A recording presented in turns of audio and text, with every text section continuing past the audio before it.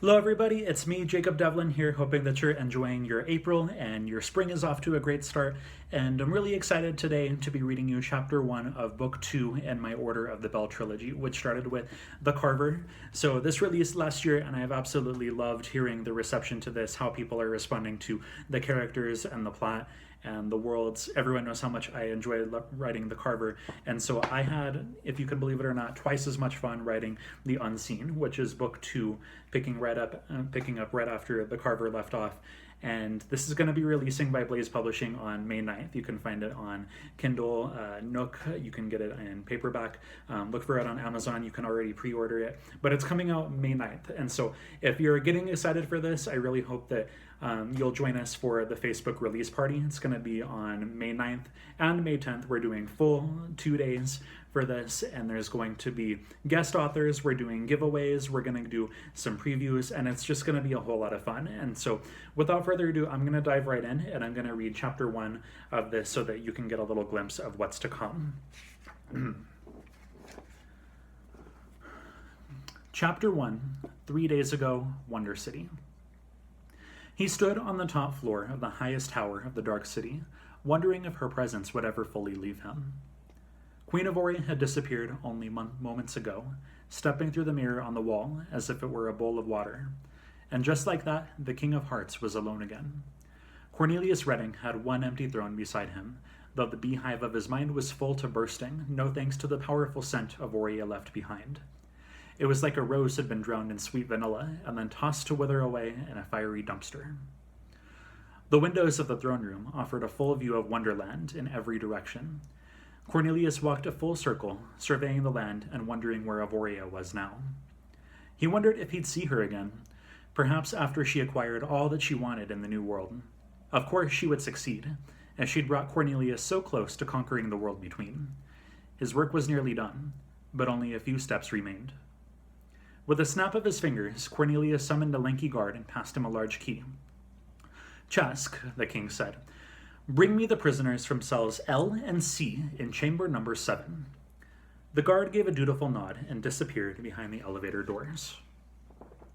It had become something of a routine for Avoria to bring the old man and the little girl into this room, as was evidenced by the moonflowers that grew through the floor and the curious museum of woodwork that had bloomed around the throne room over the years. But Cornelius would have to do something about these damned statues. There were 7 in total, 4 female and 3 male, none of which Cornelius recognized, except for the one that blocked his view of the plains. She stood against the window, a smoothly carved woman of about 35 years old. Since the subject was a young girl, her face had grown a bit longer and had lost its childish naivety, but other than that, her features hadn't changed. Cornelius stroked his chin with gloved fingers as he studied the wooden statue. Under his breath, he muttered, "I wonder how you got this way, Alice." In a sudden fit of rage that caught even himself by surprise, Cornelius whirled around, scooping up the mace he kept by his seat, and brought the weapon's heavy head down on the carving with thunderous force. The statue he called Alice burst from head to toe in an explosion of dust and splinters, one of which pierced Cornelius's glove and bit into his thumb. His breath became forced and wheezy, and he almost didn't hear the guard's footsteps enter the room. "Your Majesty." The guard's voice was lower than usual, which Cornelius instantly recognized as an attempt to keep his nerves in check. The king turned to find his guard leading a frail old man and a young girl into the room. Whereas the guard stood tall and resolute, his escorts fell to their knees, the girl's messy blonde hair masking her face in a thick mop. "I brought you your prisoners," Chask said, his voice returning to its normal register. "Will there be anything else you're wondrous?" Cornelius lowered his mace, took 3 steps, and breathed, "Get out." The guard turned on his heel. "Yes, sir." "Not you, you blundering bandersnatch," Cornelius barked. Chask planted his feet. As he lowered his chin in shame, the old man and the girl looked up, revealing their dirty, wide-eyed faces. Their mouths were both open, as if they hadn't dared to believe the king's words. "I'm talking to you two," Cornelius said. "I want you out of my tower. Now." The old man spoke first, his voice raspy from lack of use. Avoria had never given him permission to speak. "Sir, I don't understand." "I said get out," Cornelius reached into the strap of his boot and plucked out an ivory knife, tossing it before the old man and causing him to jump. I'm not jesting with you, Carver. Take the knife and that disgusting little girl with you. The old man cleared his throat. His words rang more clearly now. But where are we to go? The Ivory Queen will never allow... The realm of wonder is no longer Avoria's dominion. That privilege rests with me alone. Or so it will. Cornelius stole a glance at a colossal faraway structure, the centerpiece of a city that seemed to glitter in the darkness. Once I wipe out the last remaining pieces. Believe it if you will, Geppetto, but it was Avoria's wish that I release you back into the wilderness of Wonderland. Of course, you're no better off out there than you were in Chamber 7, but frankly, I care nothing of your well-being. You were Avoria's burden. I'm not going to feed you anymore. A glimmer of light crept into Geppetto's pale blue eyes. He straightened his back and exchanged a glance with the girl. Cornelius scoffed, a wheezy breath escaping from his throat. Run, before I change my mind. Geppetto swallowed and pulled himself to his feet, his ankles quavering so hard that he had to lean against the windows for support. He offered his free hand to the girl and hoisted her up with a few concentrated tugs. Cornelius doubted either of them weighed much anymore. Gretel, Geppetto whispered. We're free. Free? The girl murmured as she looked up. Cornelius grabbed the mace again and slammed it on the ground next to his former prisoners. Leave! Geppetto took the girl's hand and broke into the run. You heard him, youngling. Go, Gretel, go! Run! Run! Gretel and Geppetto disappeared behind the elevator doors, leaving Cornelius huffing again as the numbers ticked away their escape to the ground below. 91, 12, 42, 76, ping. When his respiration returned to normal, Cornelius folded his hands in front of his waist and turned his attention back to the glittering city far away. Mine, he thought. Wonderland belonged to the hearts. It wasn't for the spades to share. There was a time when Cornelius had pondered the idea of a civil discussion with the city's leader, but Avoria, the queen of the old world, had changed everything. Avoria had this presence Cornelius would never fully understand. When she was condemned to Wonderland, he was simultaneously enraptured and terrified, intrigued and repulsed. He kept her in his sight, but never closer than arm's length. He offered her shelter. She offered him power.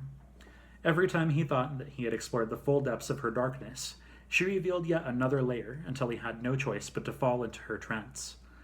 Before Avoria left to conquer new worlds and complete her ascent to power, the symbol of the heart had grown to provoke fear and panic, something Cornelius learned to embrace. Plus, Avoria had given him an army. His ranks had grown by at least 500, and while he had no idea where they came from, he decided he would be foolish not to use his new soldiers. They would begin their assault of the Wonder Town in roughly 1 week. With the diamonds and the clubs out of the picture, nothing would get in their way. Nothing would ever threaten Cornelius's rule. Nothing, except for perhaps the soft blue light that suddenly opened in the skies directly above the plains. It started as a pinprick in the clouds, and then opened into a full column that beamed directly from the sky to the ground. Cornelius's gaze jumped from the city to the light, and his pulse accelerated as he watched 3 individuals fall from the sky. Avoria's orders rung through his memory. The next poor souls to stumble into Wonderland, the children. Break them, will you? Tear them apart and rattle their spirits. Pit them against each other, and then unleash your new hearts. Chask, Cornelius said softly. Binoculars. Now. The guard handed Cornelius a clunky device filled with many holes, and the king fitted it against his eyes, focusing on the 3 falling children, who all appeared to be sleeping. A blond, spiky-haired boy, tall and lean, a shorter, goofy sort of boy with inky dark hair, and her. Cornelius adjusted the binoculars and looked again.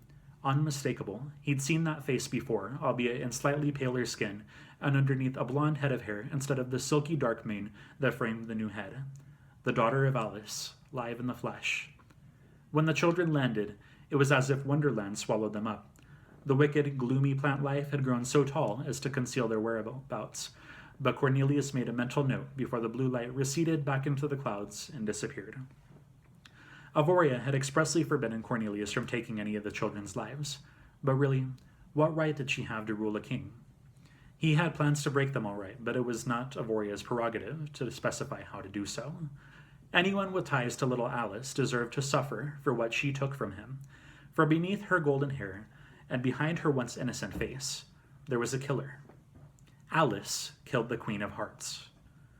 Cornelius didn't know how he knew, but he knew. Alice went to trial, and before she could be punished, somebody helped her escape. She fled the Dark City. She fled the world between. And it was thought that she would never be seen in the realm of wonder again. But her daughter. Life has its poetry. Justice comes full circle. Here, have these. Cornelius shoved the binoculars back into his guard's hands, and at last he yanked the splinter from his thumb and crushed it under his boot. Give me my cape. Of course, sir. Chask wore a puzzled expression, brows angled and lips flat, but he had long been trained never to ask questions. I know you have queries, Chask, Cornelius said. If you must know, it's time for me to address my army. Some curious guests have arrived tonight. These ones are quite special, you know. And do you know what we do with special guests, Chask? The guard tilted his head like a confused dog. I'm quite sure you know. Cornelius gestured to the mess of splinters and dust at his feet. A few minutes later, the King of Hearts had 5 soldiers, including Chask, in a straight line in front of him, and he addressed them outside of his tower. You're looking for a girl of average height, dark hair, green eyes, likely strong-headed like her mother. Take her friends too, if you must, but she is your priority. Understood? In response, the soldiers each stamped a foot, nodded, and slammed the tips of their spears on the ground. Good. Now go, Cornelius roared. As he watched his team disappear through the metropolis and toward the plains, the clouds darkened overhead, and their ghostly shadows loomed after the soldiers. Cornelius stalked back inside his tower, and when the doors thundered shut behind him, he smirked. Let the game begin, daughter of Alice. And that is chapter 1 of The Unseen. Again, this was so much fun to write. I hope that you had a chance to read The Carver already, and I highly recommend checking out The Ivory Queen. You can find it for 99 cents on Nook or a Kindle, and that'll just be, it's something that really helps you because it kind of bridges the gap between these two books. You'll be able to follow this one just fine still, if you weren't able to pick up Ivory Queen, but I highly encourage it. So that is it for tonight, and if you have the chance, definitely follow me on social media. I'm on Instagram, Twitter, Facebook. Subscribe to my newsletter. I'll have the links on all of my social media and on my website. And it's just been, such a blast to work on this. So again, look for it on May 9th. I can't wait to share it with the world. And thank you so much for watching. I hope you have a great night, and may the light be with you.